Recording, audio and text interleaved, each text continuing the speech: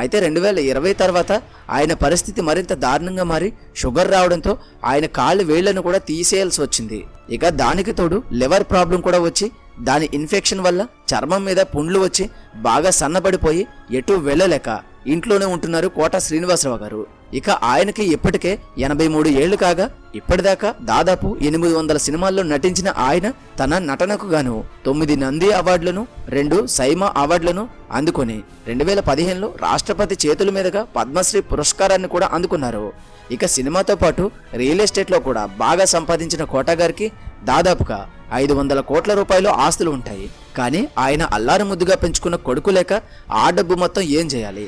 అలానే తన నటనతో ఎంతో గొప్ప పేరు సాధించినా కానీ జీవితంలో మాత్రం చాలా దారుణమైన స్థితికి వచ్చేశారు. నేడు తాగుడికి బానిసగా మారి వయసులో ఏమీ కాదులే అని నిరంతరం తాగేస్తూ లైఫ్ని సేఫ్గా గడిపేశారు.